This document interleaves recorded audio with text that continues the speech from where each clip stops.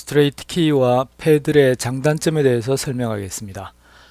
초보자가 처음에 어떤 키를 선택할 것인가 라고 질문하면 대개 스트레이트 키로 연습을 하라고 이렇게 조언하는 경우가 많은데, 양쪽 모두 장점도 있고 단점이 있습니다. 그래서 이 장단점에 대해서 알아보겠습니다. 각각의 키잉 방법에 대한 설명을 하면서 장단점을 알아보도록 하겠습니다. 우선 스트레이트 키의 키잉 방법입니다. 스트레이트 키는 장단점의 길이나 장단의 비율, 그리고 그 장단점의 간격, 이런 것을 사용자 마음대로 조정이 가능합니다. 이걸 누르면 신호가 나가기 때문에 내가 누르는 것을 마음대로 이렇게 조절하면 길이도 마음대로 조절이 됩니다. 그런데 문제는 그 전신 부호의 기준이 있습니다. 장점은 단점의 3배, 그리고 장점과 단점의 사이, 이 사이는 단점 하나의 길이만큼 이렇게 하게 되어 있습니다. 근데 이 전신 부호의 기준에 맞게 송신하기가 좀 어렵습니다. 그래서 수신을 많이 해서 그런 박자감을 갖춰야 됩니다. 박자감이란 거는 이 단점 하나가 뭐 0.1초, 0.1초 미만 이렇게 빠르기 때문에 우리가 그걸 1대3이라고 알고는 있지만 그걸 제대로 송신하기가 어렵습니다. 예를 들어서 영문의 G다 그러면, 영문의 이게 G입니다. G인데 장점 2개, 단점 하나, 이걸 송신을 하라 그러면 뭐 많은 사람들이 박자감이 없는 경우에는 이렇게 합니다. 지금 들어서는 뭐 이게 잘 됐는지 못 됐는지 구분이 안 되시겠지만 아주 엉터리입니다. 그런데 의외로 많은 사람들이 이렇게 송신을 합니다. 그것은 스트레이트 키가 사용자 마음대로 장단 길이를 조정할 수 있고 하기 때문에 박자감이 없는 사람이 송신을 하게 되면은 이렇게 잘못된 부호가 나오게 됩니다. 그래서 스트레이트 키는 장점과 단점이 이렇게 분명합니다. 그래서 이제 박자감을 많이 갖추어라, 수신을 많이 해라, 이렇게 얘기하고, 이게 이제 어느 정도 갖추어져도 사실 처음에 송신할 때 좀 어렵기 때문에 누군가가 좀 그 경험이 있는 사람이 옆에서 봐주거나, 또는 경험이 있는 사람이 송신을 한번 해주고 또 그에 따라서 연습을 하고, 송신을 해주고 연습하고, 이렇게 하면 좋은데 사실 현실적으로 그렇게 하기가 좀 어렵습니다. 그래서 나중에 송신 연습 방법에서 이런 스트레이트 키의 단점, 이런 부분을 보완할 수 있는 방법을 알려드리도록 하겠습니다. 다음은 패들입니다. 패들. 패들의 사용 방법, 패들의 키잉 방법입니다. 패들은 장점과 단점을 기계적으로 만들어내기 때문에 그 비율이 정확합니다. 예를 들어서 단점 하나에 대해서 장점은 정확히 3배가 되어 있습니다.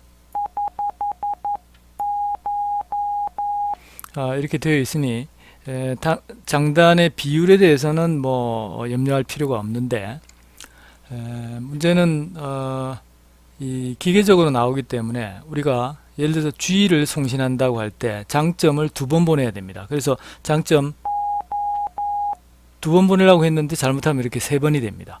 단점도 1번만 보내려고 그랬는데 2번 보낼 수가 있습니다. 이렇게 장점이나 단점을 여러 개 송출하는 실수의 가능성이 있습니다. 그리고 또 이제 문제는 G인 경우에 장점 2번, 단점 하나 이렇게 되어 있습니다. 제대로 치면 이렇게 됩니다. 그런데 이걸 잘못 치게 되면 이렇게 간격을 제대로 못 맞추는 그런 문제도 있습니다. 그래서 패들도 역시 장단점이 있다는 거.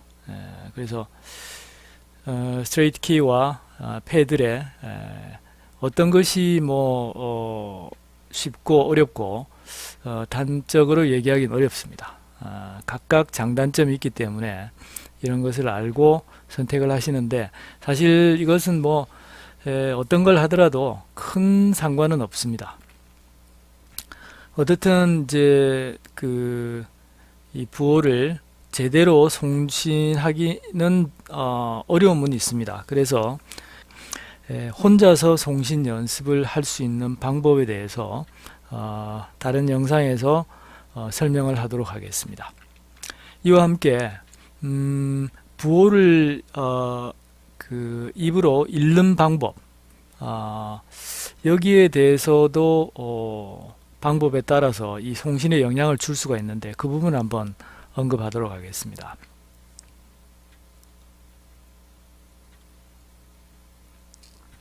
예를 들어서 G라는 부호가 이렇게 모양이 되어 있습니다. 그래서 장점 2개, 단점 하나. 이걸 보통 읽을 때 스하고 돈을 사용해서 이렇게 읽습니다. 물론 다, 딧 이렇게 읽을 수도 있는데, 어떤 거라도 그건 상관이 없습니다. 이것을 읽을 때 대개 이렇게 읽습니다. 스스돈, 이렇게 읽습니다. 스스돈, 이렇게 읽는데, 이렇게 읽는 습관 때문에 사실 송신이 잘못될 수도 있습니다.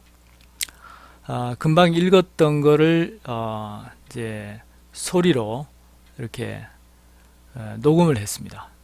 녹음을 해보면 이렇게 됩니다.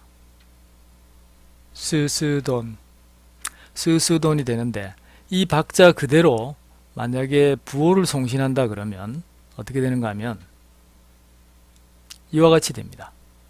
금방 그 스스돈 하는 걸 부호로 이렇게 똑같이 길이대로 이렇게 해보면 이 정도가 되는데, 들어보시면